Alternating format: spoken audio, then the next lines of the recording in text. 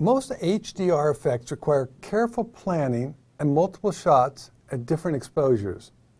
In this video, you'll learn a way to get the greatest possible dynamic range out of a single image using Lightroom developed module techniques combined with Photoshop layers. You'll also learn a simple way to create a faux HDR look with Photoshop's HDR toning. Let's start with the layers technique. First, you need to create two virtual copies of your image. Right-click and choose Create Virtual Copy 2 times. Now, in the Develop module, select one of the virtual copies and make exposure changes using the basic panel exposure and shadow sliders to optimize the dark areas of your image. Don't worry about blowing out the highlights. Just make sure the dark areas are as perfect as you can. Next, select the other virtual copy, and this time, optimize your image for the highlights. Don't worry about the shadow areas going too dark. Just concentrate on the highlights. Okay, when you've done this, select both virtual copies, right-click on one of them, and select Edit in, Open as Layers in Photoshop. In Photoshop, select the top layer and then create a layer mask by selecting the layer mask icon at the bottom of the layer palette. Look at the selected layer in the Layers palette and note a white rectangular box next to the thumbnail image. This is the mask, and since it's white, it means it's effectively masking or hiding the layer below. What you see in the preview window is a representation of the image on the top layer only. Select the brush from the toolbar. Make sure the foreground color is set to black. With the mask in the top layer selected, paint over the areas in the image that are too dark. The image in the bottom layer is now revealed. Continue painting until you have an image that contains a wide range of correct tonal values, effectively turning it into an HDR or high dynamic range image.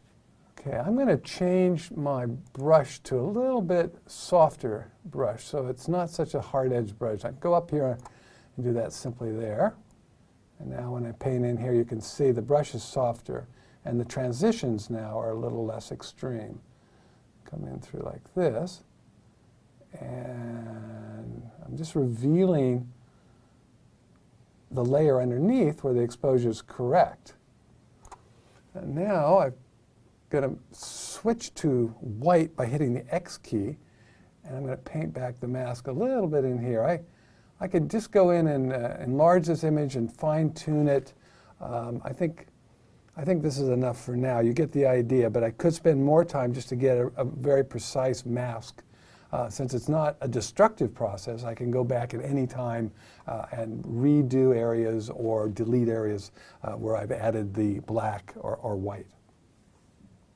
An easy way to change the size of the brush without going up to the option bar up here is just hit the bracket key. I'm using the left bracket key here to shrink the brush down. You can merge your layers by selecting Command-Control-Shift-E or from the Layer Palette pop-up menu. Or you can just save your image and return to Lightroom, leaving your layers intact for future editing. Another method requires the use of Photoshop's blending options. Sometimes this method works, sometimes not, but it's so simple it's worth a try. I'll use the same images I used in the previous example. These are images that originated in Lightroom and were brought into Photoshop as layers. On the top layer in the Layers palette, right-click on the thumbnail and select Blending Options. In the Layers Style dialog box at the bottom of the window, leave the advanced settings at their default. Under the far left of this layer bar, click and drag the triangle to the right. You should see the shadow areas which were too dark lighten. Try holding the Option or Alt key while clicking and dragging on the triangle to split the values. This allows you to make softer transitions between blends. Like I said, this method works better on some images than others. I haven't been able to predict which ones work better than others. Just give it a try. Here's another way to get an HDR look with a single image. So I'm in Lightroom. I'm going to bring this image now, another image, into Photoshop. Edit in Adobe Photoshop CC. Now in Photoshop, select HDR Toning from the Image Adjustments menu. There are a lot of options to experiment with, but I suggest you start by selecting various presets. You may find a preset that does the trick, or you can simply use the presets as a training tool to create your own personalized effects. Note how the presets move the sliders for a particular effect, and you'll quickly see how the various options affect the tonal value of the image. As you can see, it's possible to extend the tonal range of your image with minimal effort. It's easy when you merge the power of Lightroom and Photoshop.